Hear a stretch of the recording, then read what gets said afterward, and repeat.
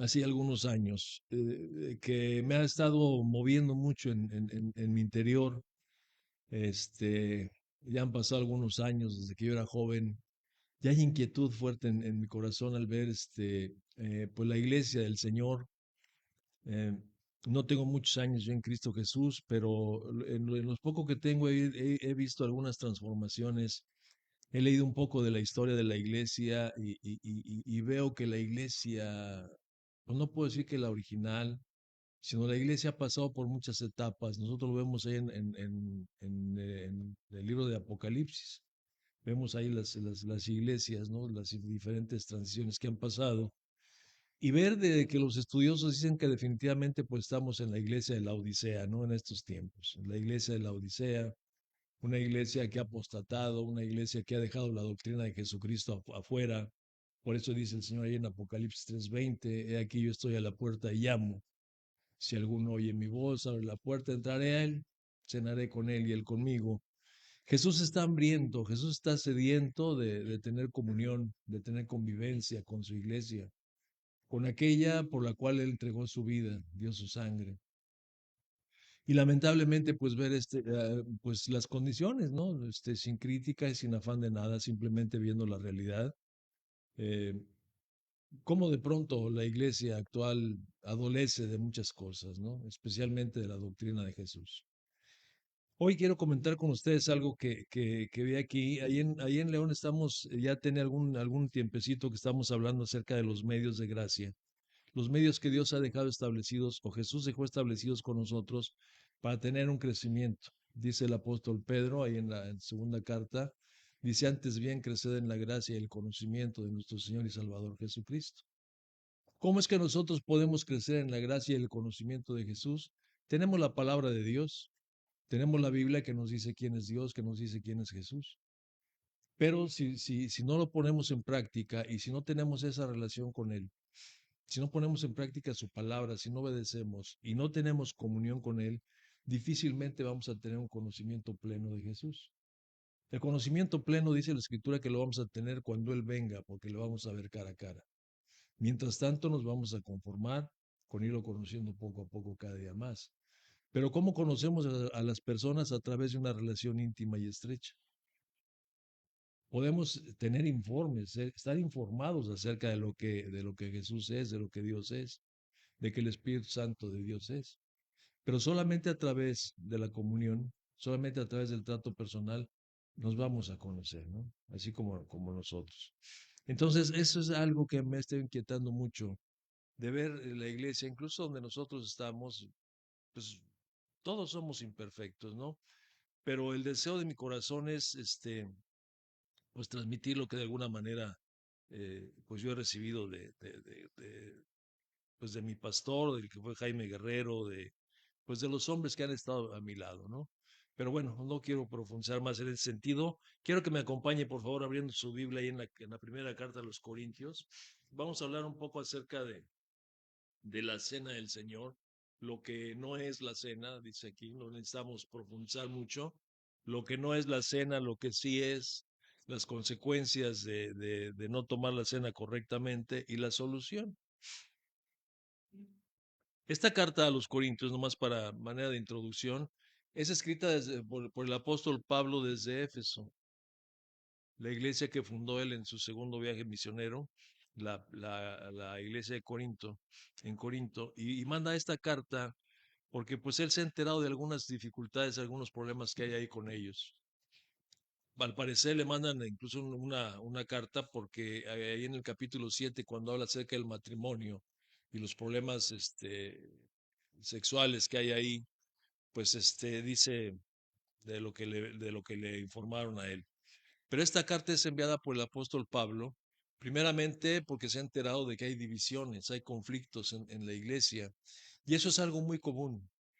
Eso es algo muy común en todas las congregaciones, creo yo, porque está formada por seres humanos, decía yo imperfectos, ya no voy a hablar imperfecto, porque ya repetí muchas veces, y todos tenemos problemas, estamos en un proceso de crecimiento, ¿no?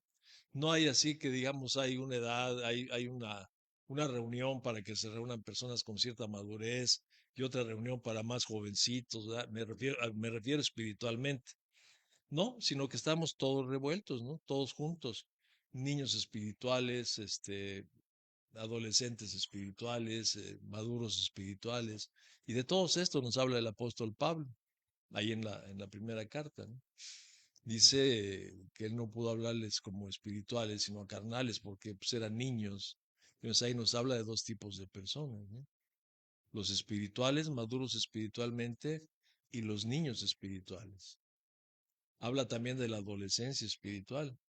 Entonces, en ese inter, pues existen muchos problemas. Si vemos nuestra vida simplemente como éramos cuando éramos niños y en la adolescencia, pues pasa tiempo y pasa una transición, ¿no? Hay movimientos en nosotros hasta que vamos llegando al estado de la madurez. Pero también habla ahí en Hechos capítulo 20, habla Pablo de otro tipo de personas que también existen en la iglesia.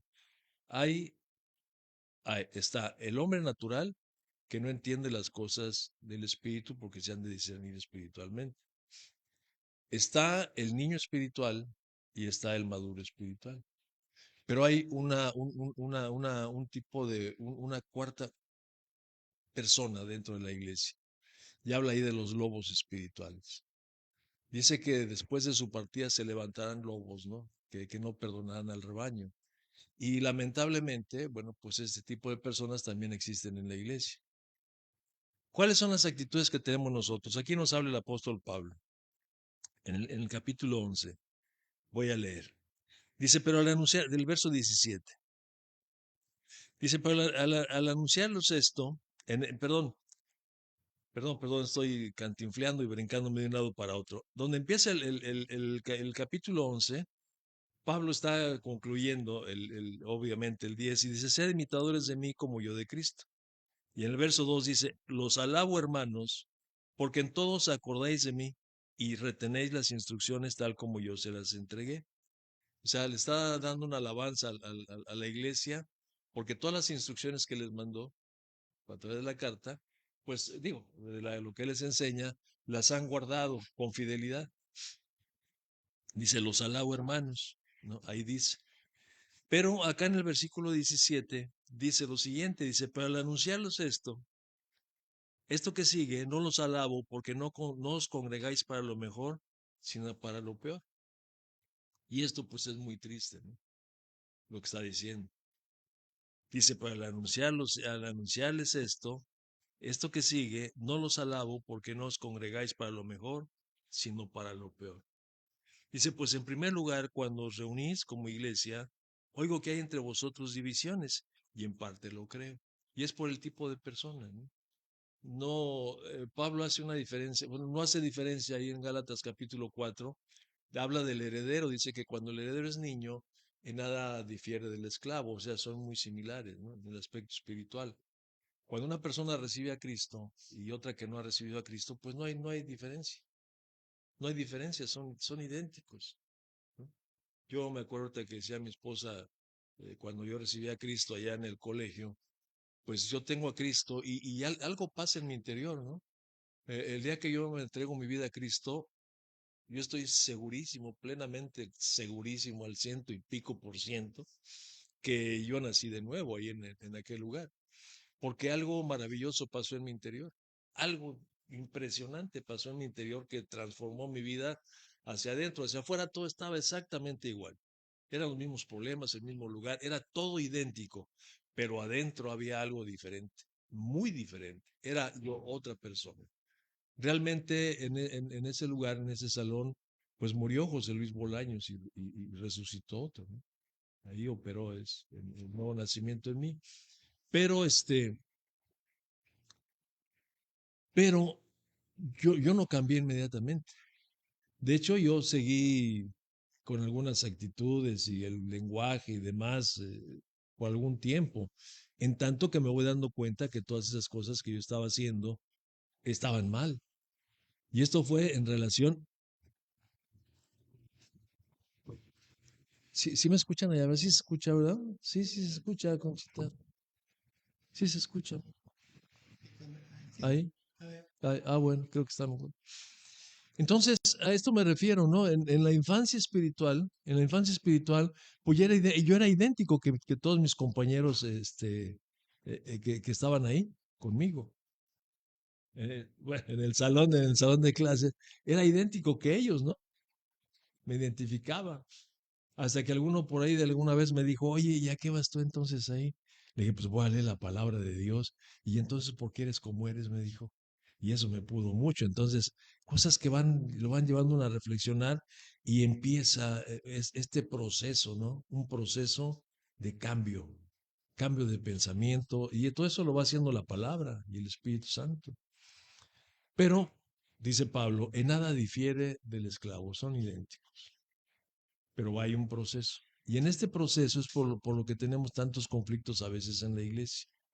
No nos gusta una cosa, no nos gusta otra, no nos gusta cómo predica el pastor, no nos gusta cómo cantan alabanza, no nos gusta cómo En fin, somos especiales, ¿no? Somos especiales en tanto que vamos en ese proceso espiritual. Y aquí lo habla el apóstol Pablo. Dice, cuando se reúnen, dice, hoy, dice, entre vosotros hay divisiones y en parte lo creo. Ya él con anterioridad al inicio de Corintios, él había hablado cuando les dijo que eran niños, ¿verdad? Porque eran niños por sus actitudes. Uno tenía de preferencia un predicador, otro a otro predicador, y ahí estaba la situación. Son los niños. Entonces, aquí está la situación, dice. Pero también dice algo que está un poco preocupante, pero no es así. Dice, porque es preciso que entre vosotros haya divisiones para que se haga manifiesto entre vosotros los que son aprobados. Y aquí la palabra aprobados no necesariamente tiene que ver con reprobados, sino con aquellos que van teniendo ese crecimiento espiritual, ¿no? Pablo, hablando a Timoteo, le dice que procure él presentarse como obrero aprobado, que no tiene nada de qué avergonzarse. Pero esto, repito e insisto, solamente a través de un proceso. No es de que yo me voy a esforzar, no, es un proceso. Y yo no sé usted, pero yo considero que este proceso, partiendo de mí, nadie nos lo podemos brincar.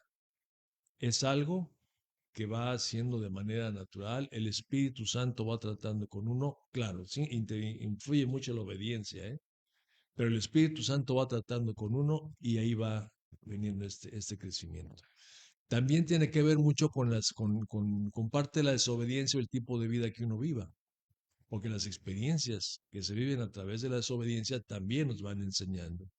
Don Jaime tenía frases ahorita que decía Gerardo, y él nos hablaba mucho al respecto. Él decía que nos predicaba con su vida, nos hablaba sus testimonios para que nosotros evitáramos pasar por el mismo lugar donde él había pasado, ¿no? Decía, mira, y este golpe no quiero que tú te lo des, y por eso les hablo de esta manera. Pero ya depende de cada quien, y a veces son necesarios, como dice aquí, a veces es necesario que haya situaciones difíciles en nuestra vida para que nosotros vayamos aprendiendo y nos vayamos esforzando por presentarnos ante Dios como obreros dignos, que no tenemos nada de qué avergonzarnos. Entonces, dice, esto pues es necesario, los conflictos entre nosotros. Y lo dice en el versículo 20, cuando pues os reunís, dice vosotros, esto no es comer la cena del Señor, y aquí está, no es comer la cena del Señor. ¿De qué está hablando el apóstol Pablo? La iglesia primitiva, bueno, la iglesia, cuando surge la iglesia, vemos ahí en el capítulo 2 de los Hechos que dice, cuando Pedro platica con estos hombres, perdón, que decían que estaban borrachos a las 9 de la mañana, y Pedro se levanta, dice la escritura que se levanta Pedro y empieza a predicarles, empieza a decir, varones, hermanos, estos que ven ustedes no están borrachos. Lo que ustedes están observando aquí es la profecía, el cumplimiento de la profecía, ¿verdad? Que en los posteros tiempos el Señor derramaría del Espíritu sobre toda carne. Pues es lo que están viendo, porque los oían hablar cada uno en su idioma y cosas así. Entonces, cuando les habla él y les dice, a este Jesús, a este Cristo, al que ustedes prendieron y mataron, Dios lo ha hecho Señor y Cristo, dice que se compungieron de corazón. La predicación del Evangelio, que fue lo que hizo Pedro ahí, predicarles el Evangelio.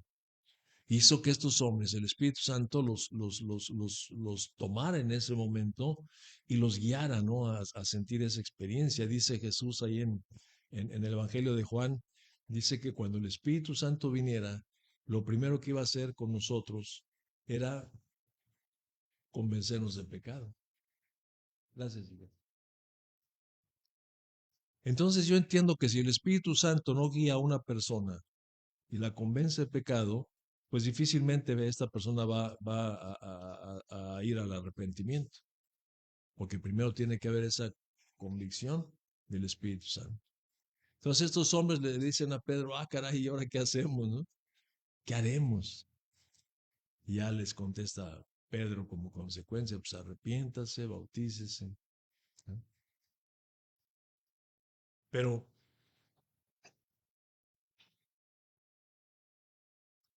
y dice que se añadieron en aquel momento alrededor de 3,000 personas. Dice, y todos perseveraban en la doctrina de los apóstoles, en la comunión, en el partimiento del pan y las oraciones. Entonces esto surge ahí, esta convivencia, ¿no? Esta convivencia del partimiento del pan, el convivio, el convivio agape, entre ellos, ¿no? Que se practicaba de manera regular. No sé si a diario, pero sí lo practicaban de manera regular. Aquí los corintios, por el contexto, parece ser que solamente lo hacían el primer día de la semana. Pero esto venía desde allá, desde el origen, compartiendo el pan. Y pero igual, o sea, una iglesia creciente que están haciendo, pero pues también había conflictos entre ellos. Estamos viendo esto en el capítulo 2, pero vemos en el capítulo 6 y ya tienen conflictos entre ellos, porque ya había diferencias entre los griegos y los hebreos, ¿verdad? A unos les daban más, a otros les daban menos, y ya surge el conflicto. ¿Por qué? Seres humanos también, ¿no? Humanos imperfectos, están creciendo, están aprendiendo y hay conflicto entre ellos. A mí me diste más, a mí menos. Y generalmente siempre es el egoísmo, porque los seres humanos somos egoístas y nos gusta mucho hacer distinciones y diferencias. Si no fuera así, el Señor no nos lo hubiera dicho, ¿no? Entonces, surge ya el problema ahí en la iglesia. Tanto, bueno, pues que tienen que llamar a los diáconos y que los diáconos se encarguen. Y no era así al azar, a ver, tú me gustas para que sirvas, o levante la mano, ¿quién quiere servir? Yo, sino que escogieron un tipo especial de personas. Dice la escritura ahí que varones de buen testimonio y llenos del Espíritu Santo. Algo que se requiere mucho para el servicio, porque si no es así, sigue habiendo conflicto ahí. Entonces cogen estos varones y los ponen a servir en la iglesia. Entonces dice aquí, cuando pues se reúnen ustedes, esto no es comer la cena del Señor. Yo lo que veo aquí es que los corintios, primero hacían su convivio, ¿verdad?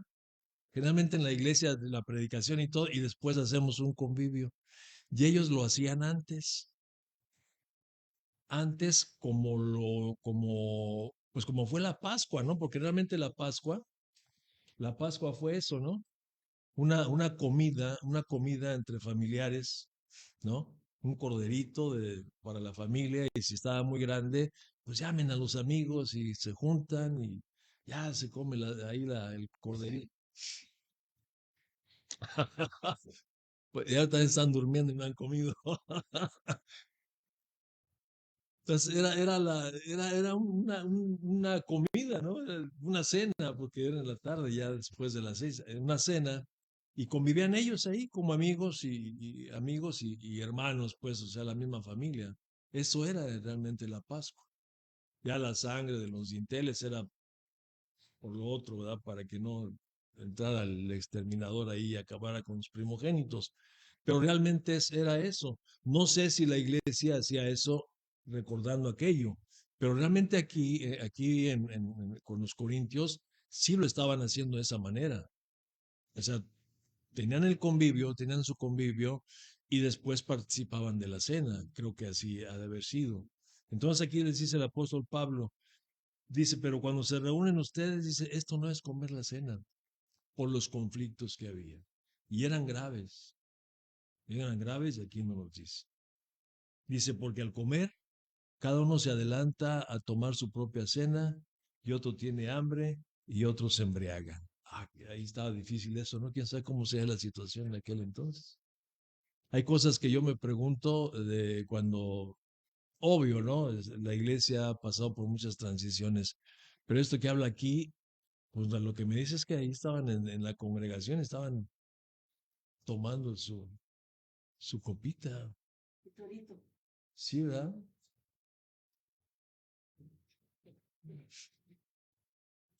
Entonces había ahí problemas de ese tipo. Dice.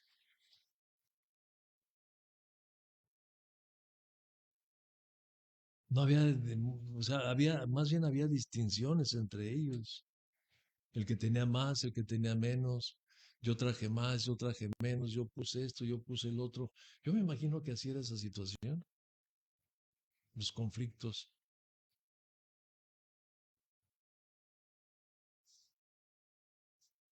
Me imagino porque a lo largo del tiempo pues, lo hemos visto en la congregación.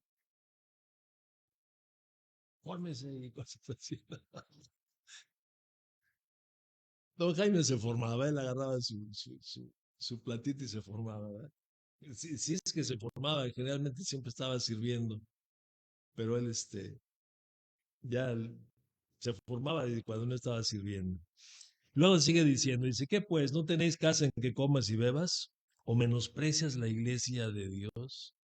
Aquí está entrando en un asunto interesante. ¿O menosprecias la iglesia de Dios y avergonzáis a los que no tienen nada?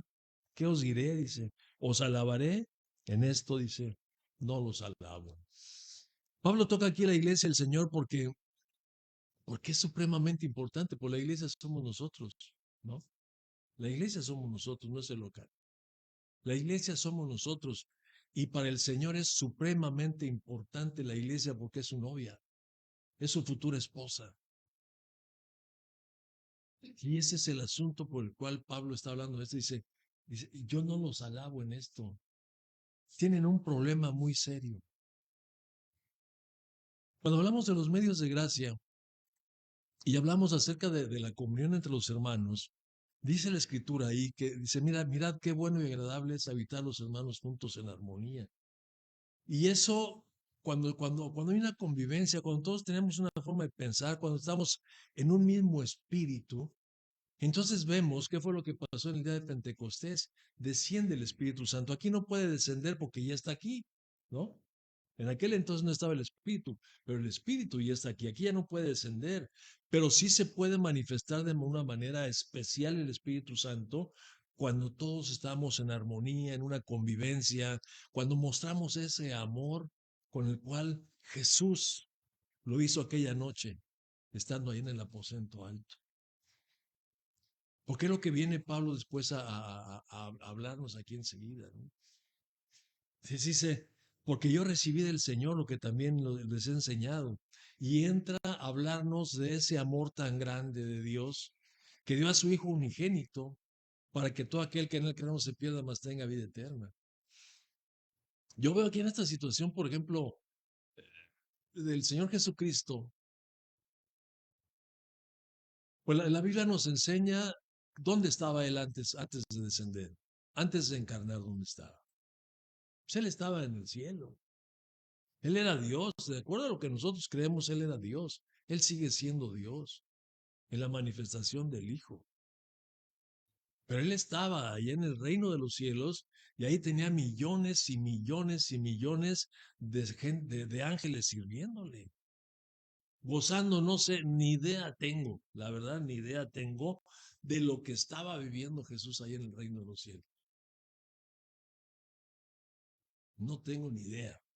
No lo puedo explicar, no lo puedo entender, no sé. Pero ese ha de haber sido algo impresionante. Y pensar un momento dado, no sé, como hombre, que en un determinado tiempo se acerca para dejar toda esa comodidad, todo eso que está viviendo, esa gloria que está viviendo, porque el tiempo se estaba acercando, el tiempo de la promesa, ¿no? Ya desde allá, desde el principio, el Señor le había hablado que del hijo de la simiente de la mujer iba a pisar la cabeza a Satanás, desde ya, desde el Génesis. Y ese tiempo se está acercando y Jesús lo sabe porque Él es la palabra, Él es la Dabar, Él es la palabra de Dios. Él lo sabe perfectamente bien y el tiempo se está acercando y tiene que dejar su gloria para convertirse ahora en un ser humano, igual que tú, igual que yo. Por eso cuando dice ahí en Filipenses que se humilló, yo cuando leí eso dije, "Pues, ¿cómo se va a humillar? ¿De qué nosotros los seres humanos somos menos?" Pues no tenía ni tantita idea, ¿verdad?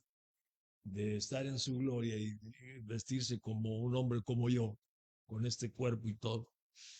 Algo tremendo. Despojarse de todo eso solamente por amor. Por amor, ahorita que se ha quedado, por una causa perdida. Por ahí escuché alguna ocasión a alguien decir o escrito, no sé dónde, lo leí, lo escuché, que sea que la única razón por la cual vale la pena dar la vida, la única causa por la cual vale la pena dar la vida es por las causas perdidas. Si no, no tiene sentido. Y Jesús dio su vida por causas perdidas. Pues no necesita ser un homicida o un X para ser una causa perdida. La Biblia no hace diferencia, dice que por cuanto todos pecamos, todos estamos destituidos. No hay un hombre que pueda decir yo no. Y dice la escritura que si yo peco en un área, me hago acreedor de toda la, o sea, como si ha violado toda la ley, pues toda la ley. Adán cometió solamente un pecado, ¿no? Y fue destituido. Entonces, por causas perdidas. Pero era necesario que Jesús entregara su vida, porque si no entrega su vida no hay perdón de pecados. En el antiguo pacto nos habla de los pecados. Yo no sé si esto ejerce todavía, pero nos habla acerca de pecados que se cometían por hierro, por equivocación, por ignorancia. Nos habla en Levítico. Lo vimos en alguna ocasión. Nos habla de esos pecados que se cometieron por hierro y esos pecados cada año eran expiados el día del Yom Kippur. ¿Sí es así? Ese día había expiación por esos pecados. Pero ¿qué de aquellos pecados que merecían la muerte, que merecían ser sacados del pueblo? Para esos pecados no había perdón. No existía el perdón para esos pecados. Era sacarlos del pueblo, matarlos fuera del pueblo o simplemente expulsarlos del pueblo, pero otros sí había que muerte. Y por esos pecados, por todos en general, Jesús vino a morir. Porque si no muere por esos pecados, estuviéramos muertos en general. Entonces, se despoja y es lo que Pablo le está hablando allá a la iglesia en Corintio. Vean el amor de Jesús. Vean el amor de Jesús, cómo en él no hubo egoísmo, cómo él se despojó de todo, de todo. No hizo distinción de personas entre judíos y griegos. No, no, él no hizo distinción de personas. Cuando habla de todo aquel, está hablando de los dos tipos de personas que existían en ese tiempo solamente, o la clasificación de los dos tipos de personas, porque el mundo se conformaba de hebreos o judíos y gentiles, nada más. Todo aquel judío o todo aquel gentil que crea, no se pierda, mas tenga vida eterna. Entonces, Jesús muere. Y es lo que Pablo está resaltando ahí, ¿no? Es lo que Pablo está resaltando y le está diciendo a la iglesia, yo les he enseñado lo que Jesús, ¿por qué hacen ustedes esto? Parece ser que lo estoy escuchando hablar, ¿no? Dice que el Señor Jesús la noche que fue entregado tomó pan y habiendo dado gracias lo partió y dijo, tomen y coman esto, es mi cuerpo que por ustedes es partido, hagan esto en memoria de mí. La comida normal, ¿no? como allá, recordando la Pascua allá en Éxodo. La comida, todo está igual, todo está idéntico, pero en el momento de darles el pan, les hace la aclaración. Tomen el pan, coman, esto es mi cuerpo. La diferencia. Y cuando les da la copa, también les dice, este es mi sangre, la sangre del nuevo pacto. Ahí se terminaba algo y empezaba algo diferente. El nuevo pacto. Un pacto que no era para ti y para mí. Un pacto que el Señor iba a hacer solamente con su pueblo. Dice, no como el pacto que hice con ellos, porque lo invalidaron, no lo obedecieron. Pero ahora voy a hacer un nuevo pacto, porque aquel nadie lo va a poder cumplir. Ahora cumplimos el pacto en Cristo Jesús. ¿No? Me regalan un Kleenex, por favor. Sí.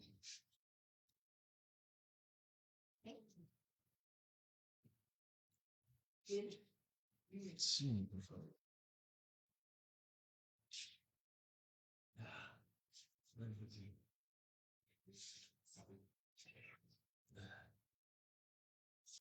perdón, ¿eh?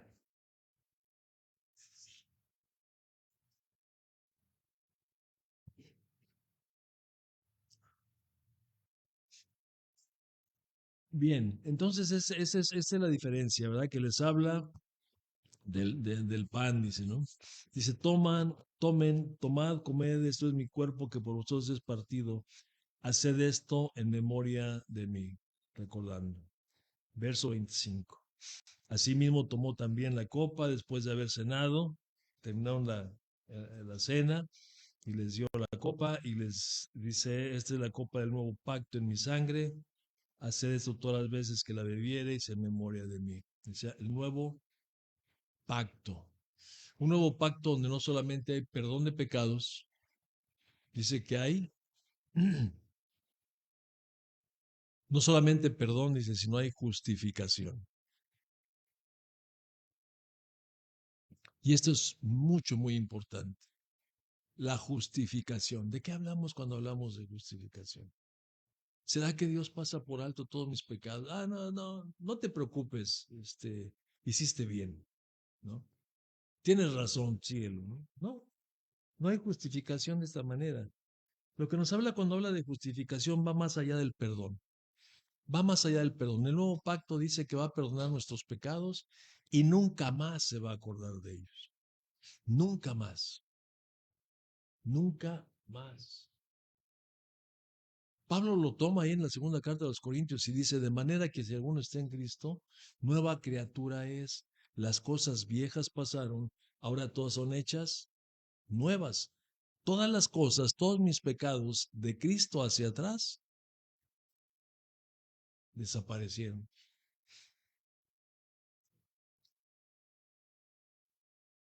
Desaparecieron. Pero ¿qué hay de los de Cristo para acá? Porque pues yo no hubiera querido jamás en mi vida después de Cristo para acá volver a pecar. Yo hubiera querido hacerle caso a Pablo cuando habla ahí en el capítulo 5, ¿verdad? Que dice que nuestra Pascua, que es Jesucristo, ya fue sacrificada. Dice así que guardemos la fiesta de los panes sin levadura, ¿no? O sea, no volver a pecar de ahí en adelante. Lamentablemente, pues sí, ¿no? ¿Qué pasa con esos pecados? También son perdonados, nada más que hay que confesarlos. Hay que ir al arrepentimiento, hay que confesarlos y no volverlos a hacer. Porque si hablamos de arrepentimiento, estamos hablando de eso, ¿no? Me arrepiento y no lo vuelvo a hacer. Porque si me arrepiento, según yo me arrepiento y estoy pensando en que lo voy a volver a hacer, pues ahí no pasó nada, no hay arrepentimiento. Bueno, pero la confesión, dice Juan, nos perdona los pecados. Y Pablo creo que nos está guiando por ahí, al menos aquí en la iglesia en Corintio, pues a esto, ¿no? Recordando esto. Porque pasa y dice siguiente. Dice, de manera que cualquiera cualquiera que comiere este pan o bebiere la copa del Señor indignamente, será culpado del cuerpo y de la sangre del Señor. Por tanto, pruébese cada uno a sí mismo y coma así del pan y beba de la copa, porque el que come y bebe indignamente sin discernir el cuerpo del Señor, juicio come y bebe para sí. Me llamó la atención porque toca dos veces el cuerpo.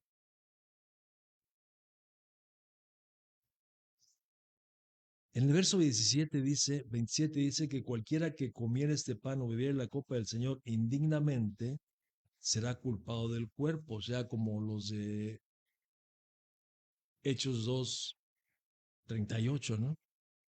Que le dijo, ustedes lo mataron. ¿Ellos fueron? No, ellos no fueron. Yo no sé, estaban ahí con los que lo entregaron, pero ellos no fueron. Quien mató a Jesús fueron los romanos. Los judíos lo entregaron. Quien lo mató a Jesús fueron los romanos. Pero de alguna manera nosotros, porque Él murió por nuestra causa, y aquí está diciendo, si participamos de la cena del Señor, dice de una manera indigna, esto es sin discernir, dice anaxios, es algo común. O sea, si tomamos la cena del Señor como algo así, un rito, una tradición, pues sí, vamos a tomar la cena, ¿no? Sin discernir, sin entender el sacrificio que Jesús hizo ahí. Dice nosotros como si lo estuviéramos crucificando.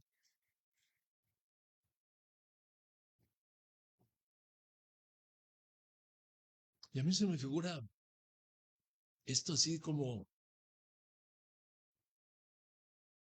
que de pronto alguien hace algo, lo máximo que puede hacer por uno. Se me figura y poner en una ocasión el ejemplo como el sentenciado a muerte que está sentado en la silla eléctrica y ya está no sé si se llame verdugo ahí, pero ya está la persona nada más esperando así para bajarle el switch o no sé, un botón, no sé qué sea. Yo he visto películas, un switch. Ya está a punto de bajarlo y este ya está así esperando más, esperando sentir así. O el de la inyección letal que ya le inyectaron, ya le pusieron la aguja, ya le enterraron la aguja y ya nada más está esperando que le pongan el líquido. O el del paredón, ¿verdad? Preparen, apunten. Ya está muerto, ya los tres están muertos. Y de repente llega alguien y le dice, detengan esa ejecución. No procede, yo pago.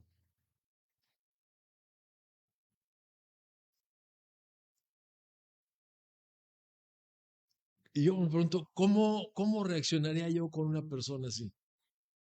¿Cuál sería mi reacción?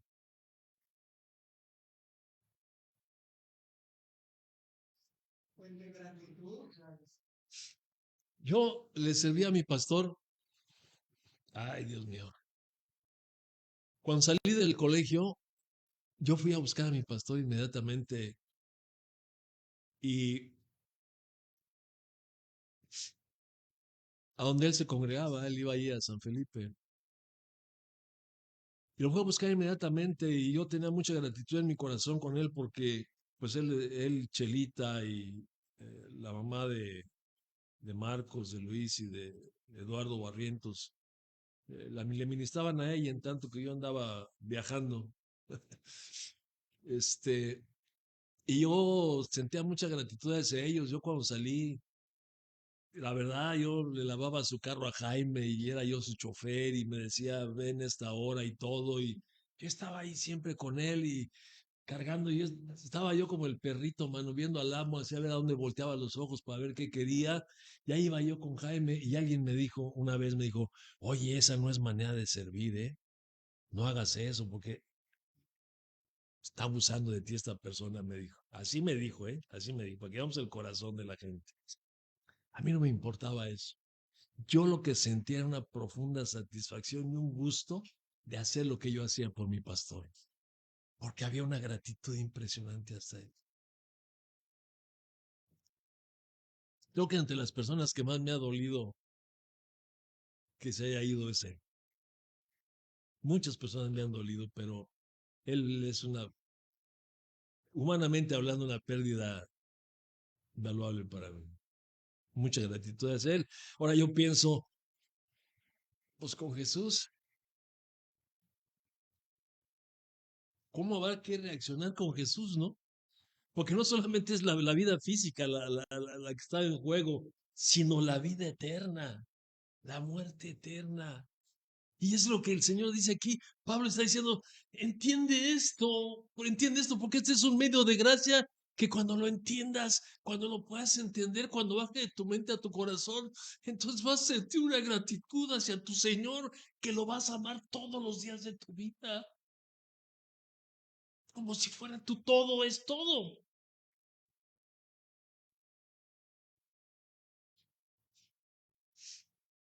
Y nos exhorta aquí a qué, pues a tomarlo libre, ¿no?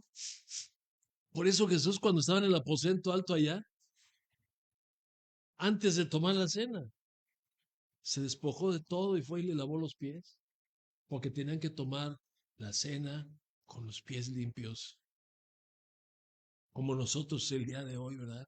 Cuando tomamos la cena, tenemos que hacer un acto de contrición y despojarnos del pecado para poder tomar la cena con dignidad. Pero ya voy a terminar, porque en el siguiente versículo dice que nos analicemos, pero fíjate que vuelve a tomar otra vez, dice, vuelve a tomar otra vez el cuerpo. Entonces habla de dos veces el cuerpo. Soma, dice, soma es el cuerpo humano, que somos nosotros, el cuerpo de Cristo, bueno, místico, ¿verdad?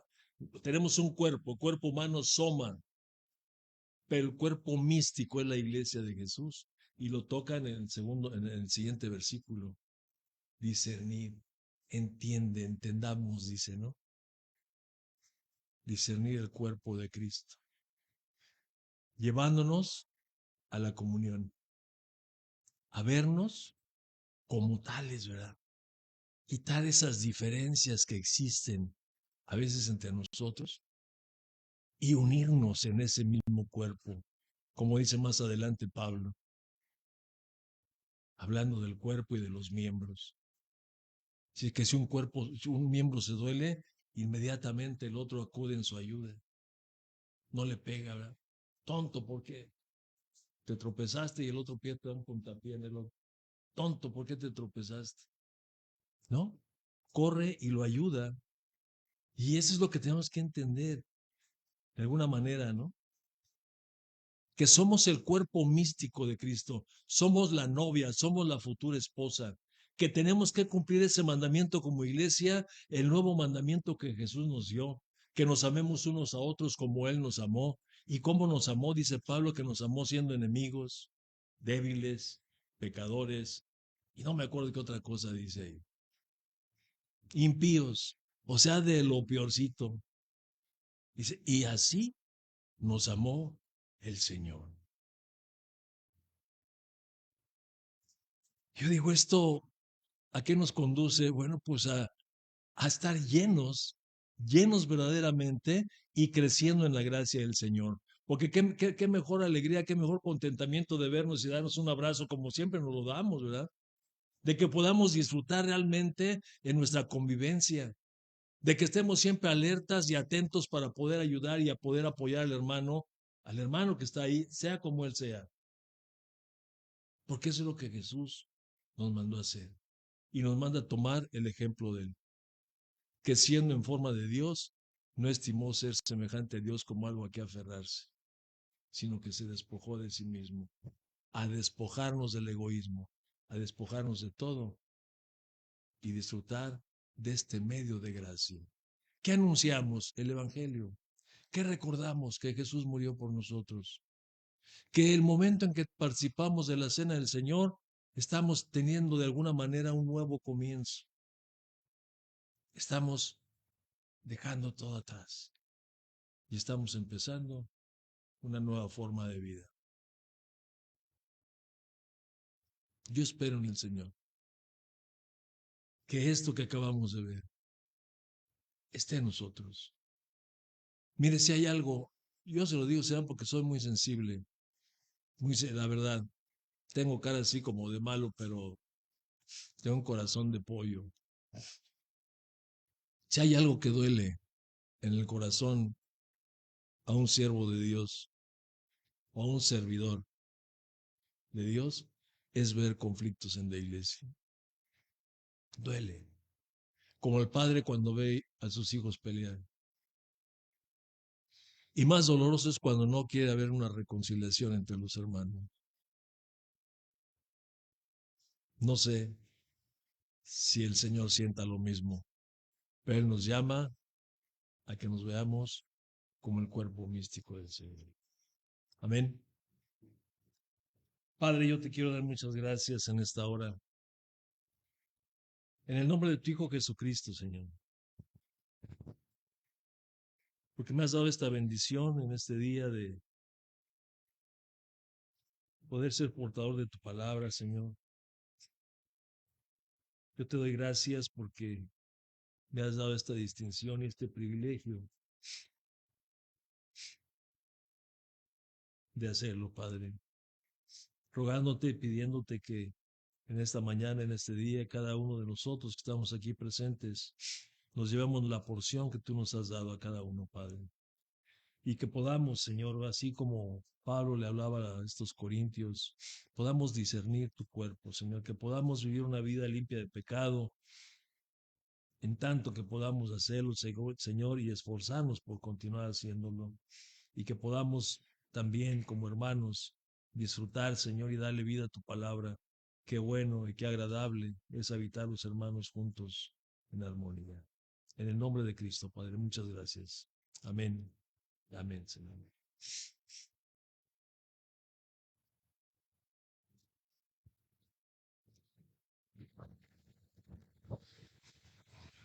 Pues le damos gracias a Dios por lo que Él ha hecho y es bien cierto lo que decía.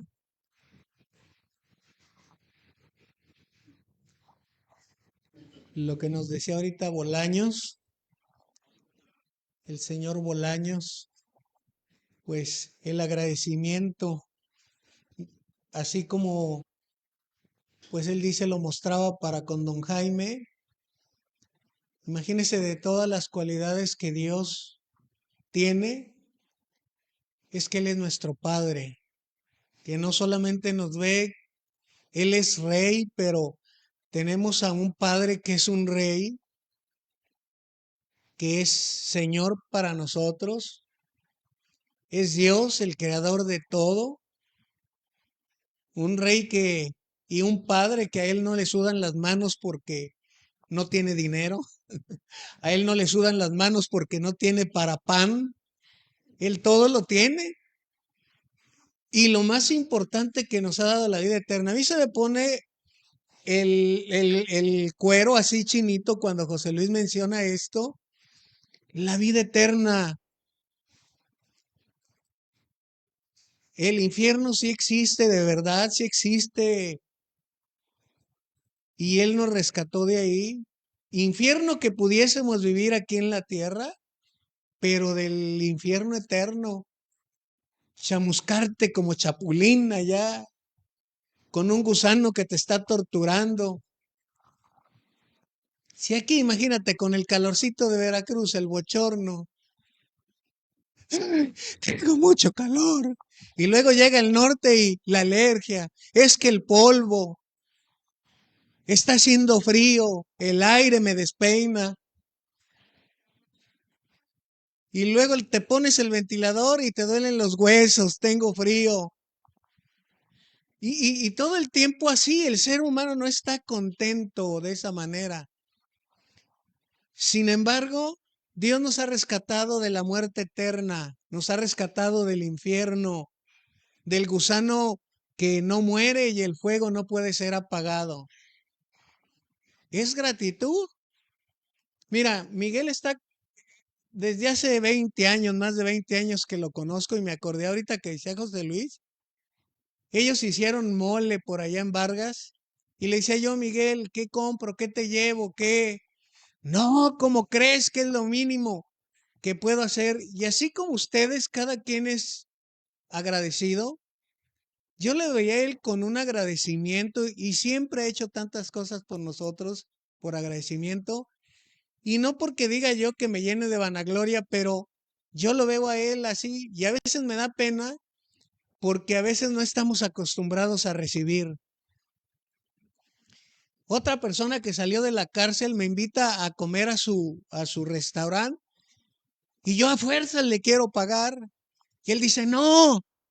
Y yo a fuerzas porque hay algo que uno siente. Y ellos sienten agradecimiento. Le damos gracias a Dios pues por su palabra y vamos a precisamente ya que nos habló de la, de la cena del Señor, pues vamos a participar y pues tómese un minutito ahí, si gusta cerrar sus ojos para que no se distraiga con la mosca, con el zancudo, con la tepocata, con las víboras prietas que pasen por ahí y que pueda pensar y meditar en esto, en la carne y en la sangre de Cristo. Esa carne, pues que sabemos que es el verbo, es la palabra también, y el cuerpo que somos nosotros también. Padre, te damos las gracias porque hoy nos has hablado acerca de tu cuerpo, de tu sangre, de este memorial que tú dijiste que cada vez que lo hiciéramos, anunciamos tu muerte. Y estamos ante ti, Dios. Aquí tú conoces nuestros corazones, conoces nuestros anhelos, pero también conoces nuestras debilidades, nuestras actitudes. Tú escudriñas la mente y el corazón del hombre, nada te podemos esconder, y por eso estamos ante ti, confesando ese pecado que no hemos podido dejar, confesando, Dios, que solamente en ti hay vida, sabiendo que tú eres fiel y justo para perdonar nuestros pecados y limpiarnos de toda maldad, meditando en lo que es tu cuerpo, meditando en lo que es tu carne, meditando en lo que es tu sangre, pero también meditando en lo que somos nosotros como cuerpo de Cristo y el gran mandamiento que nos has dado, Padre, que nos amemos los unos a los otros. Ese nuevo nacimiento, ese nuevo mandamiento que nos has dado, Dios, y que es la manera que también te mostramos que te amamos a ti, porque tú has dicho que cómo decimos a ti que te amamos si no te vemos, si al hermano que estamos viendo no lo amamos, Dios. Te damos las gracias y te rogamos, Dios, que tú actúes en cada corazón, en cada mente, que podamos poner por obra lo que siempre aprendimos. Y dice así tu palabra, porque yo recibí del Señor lo que también os he enseñado. Que el Señor Jesús, la noche que fue entregado, tomó pan y habiendo dado gracias, lo partió y dijo, tomad, comed, esto es mi cuerpo que por vosotros es partido. Haced esto en memoria de mí. Coma su pan.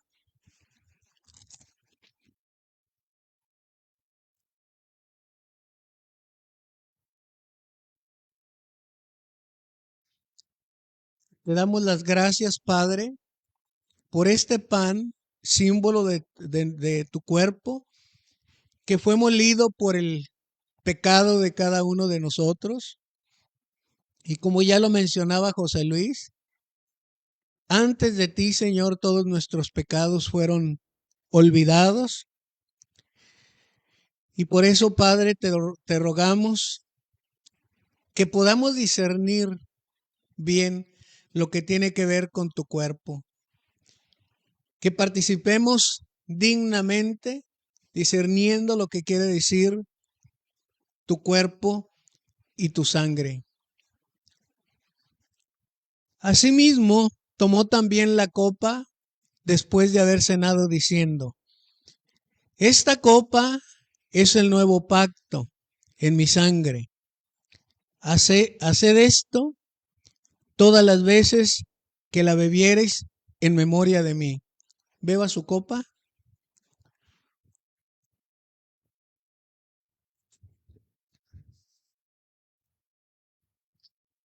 Te damos las gracias, Padre, por esta copa que representa tu sangre derramada en la cruz del Calvario para darnos vida y para dárnosla en abundancia. También has dicho, Padre, que por medio de tus llagas fuimos curados de toda enfermedad, de todo dolor, de toda dolencia y de todo malestar. Nos presentamos delante de ti, Dios, y es lo que queremos hacer a diario. Así como tú diste la vida por nosotros y así como derramaste tu sangre, queremos presentarnos en ese sacrificio vivo, santo, agradable a ti, que es el culto racional. Así pues, todas las veces que coman este pan y beban esta copa, la muerte del Señor anunciamos hasta que Él venga. Te damos las gracias, Padre. Te damos las gracias por cada uno de nosotros, los que estamos reunidos, y aún los que se conectaron, Padre. Te damos las gracias por la salud física y por la salud mental. Y te damos las gracias, Padre, porque nos vas a dar la oportunidad de estar conviviendo como tus hijos, compartiendo experiencias, compartiendo testimonios de lo que tú has hecho en nuestra vida. Gracias te damos, y que la paz tuya, que sobrepasa todo entendimiento, guarde nuestros corazones y pensamientos en Cristo Jesús, Señor nuestro. Amén. Pues terminamos.